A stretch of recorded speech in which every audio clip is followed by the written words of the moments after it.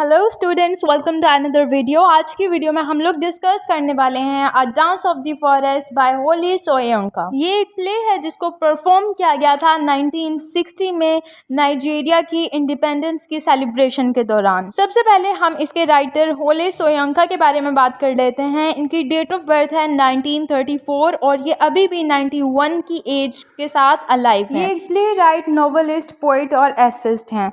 1986 में इनने Nobel prize भी लिया लिटरेचर में, और इनके वर्क्स जो भी हैं उनने अफ्रीका के लिटरेचर को बहुत ही अच्छी शेप दी और उनको ग्लोबली इंट्रोड्यूस कराया। आ डांस ऑफ द फॉरेस्ट की अगर हम बात करें तो ये एक बहुत ही कमाल का प्ले है, आप लोगों को भी बहुत अच्छा लगेगा।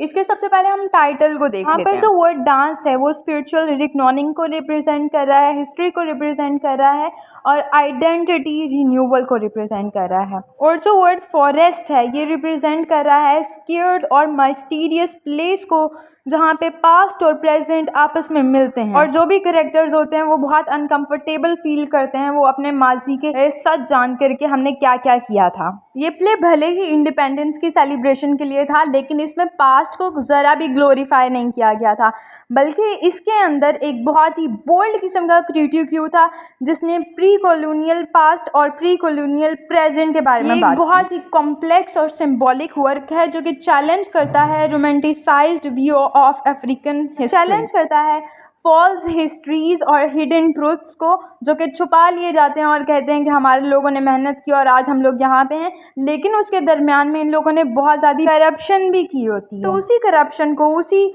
खराबियों को ये जो प्ले है ये हमारे सामने ले कहते हैं कि जो हमारे पास्ट के एरर्स हैं, अगर ये ऐसे ही कंटिन्यू रहे तो हम लोग कभी भी तरक्की नहीं कर सकेंगे। Future of the nation depends on the learning from the past. ये प्ले फिलोसफिकल और मोरल पर्पस के लिए लिखा गया है। इसके अंदर वो सटायर करते हैं पॉलिटिक्स पर, क्रिटिक्यू करते हैं, अपोज करते हैं अपनी फॉल्स हिस्ट्री पर। अगर हम इस वर्क के कैरेक्टर्स देखें तो सबसे पहले हमारे पास है death man and death women. ये दोनों हस्बैंड और वाइफ थे और इनको पास्ट में इनके साथ बहुत ही बुरा किया गया था। जो कैप्टन था उसने वॉर से इनकार कर दिया था और जिसकी वजह से उसे मार दिया गया था, और उसकी वुमेन जबकि वो प्रेग्नेंट थी उसे भी मार दिया गया था। नेक्स्ट हमारे पास है आयरोनी का कैरेक्टर जो कि फॉरेस्ट की स्पिरिट है। ना वो लिविंग है ना वो डेड है, वो एक अलग ही मखलूक है, उसको गॉडेस भी बोल सकते हैं, और ये मैसेंजर है बेंजी की। ये मैं आपको बाद में बताऊंगी। नेक्स्ट हमारे पास है कैरेक्टर रोला का जो कि एक प्रोस्टिट्यूट है, उसका बहुत ही डार्क पास्ट है और वो रिप्रेजेंट करती है सेक्सुअल पावर को और क्रूएलिटी को। नेक्स्ट हमारे पास है एडिनीबी जो कि एक हिस्टोरियन है, पॉलिटिकल स्पीकर है, ये सिंबलाइज करता है पॉलिटिकल हाइपोक्राइसिस को। नेक्स्ट है एजिबोर को जो कि स्पिरिचुअलिटी और ह्यूमन के कनेक्शन को बनाता है, विजडम और वार्निंग के बारे में बताता है। फिर हमारे पास है डिमोक का कैरेक्टर जो कि आर्ट लर्नर है, वुड क्रेवर है और एक पोइट भी है। नेक्स्ट हमारे पास है ओबेनेजी जो कि फॉरेस्ट का हेड है, वो अपने आप को क्लर्क भी बुलाता है। और फिर हमारे पास है एशूरो का कैरेक्टर जो कि एक फॉरेस्ट की स्पिरिट है और वो ह्यूमैनिटी के फ्यूचर को डिस्ट्रॉय करने के लिए है।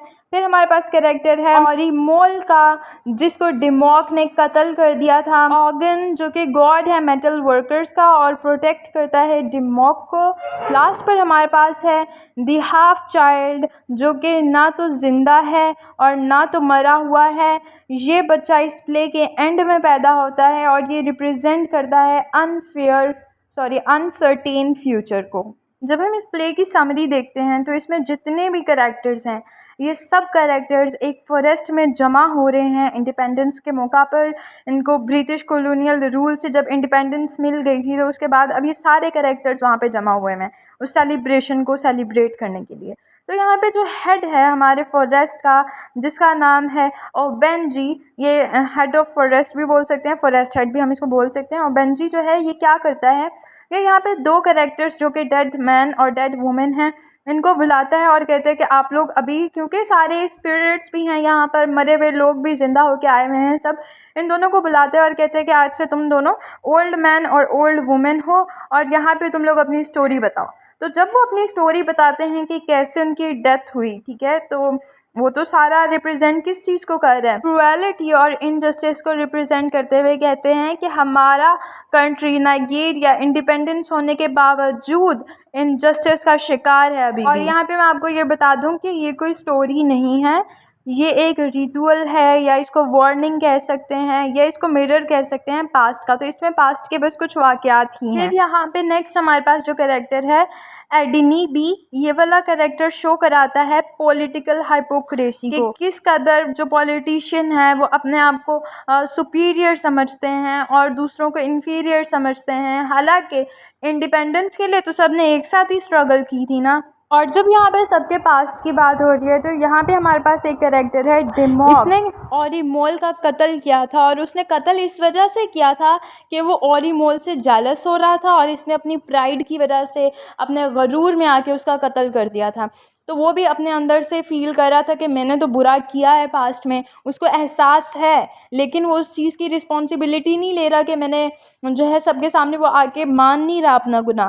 تو یہ کیا ہے، یہ سب کیا ہے؟ یہ کرپشن ہو رہی ہے ان کی سوسائٹی میں، وہ انڈیپینڈنٹ ہو کے بھی کچھ ایسے غداروں کے ہاتھ ابھی بھی ڈیپینڈنٹ ہے، وہ محتاج ہیں ابھی بھی۔ یہاں پر جتنے بھی کریکٹرز ہیں نا، یہ سارے بہت ہی سوسائٹی کے بڑے بڑے لوگ ہیں، تو اب یہ اتنے کرپٹ ہیں تو دیکھو جو غریب لوگ ہیں ان کا کیا حال ہوگا، جیسے ڈیڈ مین اور ڈیڈ وومن کے ساتھ ہوا۔ پھر یہاں پہ جو رولا کا کریکٹر ہے جو کہ پروسٹیٹیوٹ ہے، یہ اپنی کہانی بتاتی ہے کہ اس کے ساتھ بہت برا ہوا، اس کا جو بھی پاسٹ ہے وہ بہت ڈارک ہے، اور یہ بھی ایک اسپرٹ ہے، یہ زندہ نہیں ہے۔ یہاں پہ آدھے سے زیادہ لوگ مرے ہوئے ہیں لیکن کچھ زندہ بھی ہیں، جیسے کہ فوریسٹ ہیڈ زندہ ہے۔ اور یہ کہانی بتا کے ہمارے رائٹر بولتے ہیں whether the new nation is truly prepared for self rule، کہ ہمارا جو نیشن ہے یہ تو بالکل نیا نیا بنا ہے نا، تو یہاں پہ اگر اتنی کرپشن ہوگی تو کیا یہ خود سے چلنے کے قابل ہے، رول کرنے کے قابل ہے ہمارا کنٹری؟ اور لاسٹ میں ہمارے رائٹر بولتے ہیں only through self examination, humanity and truth can real progress be made، کہ اگر ہم اپنے آپ کو ایگزامن کرتے رہیں گے، انسانیت دکھائیں گے اور سچ بولیں گے، تبھی ہماری کنٹری پروگریس کر سکتی ہے۔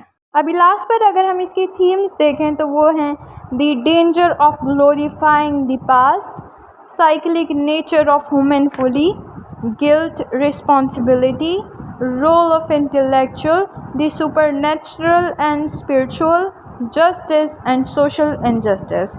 ہوپ سو آپ لوگوں کو یہ بہت اچھے سے ورک سمجھ آ گیا ہوگا۔ Thank you so much for watching this video. Channel کو سبسکرائب کریں، ویڈیو کو لائک کریں۔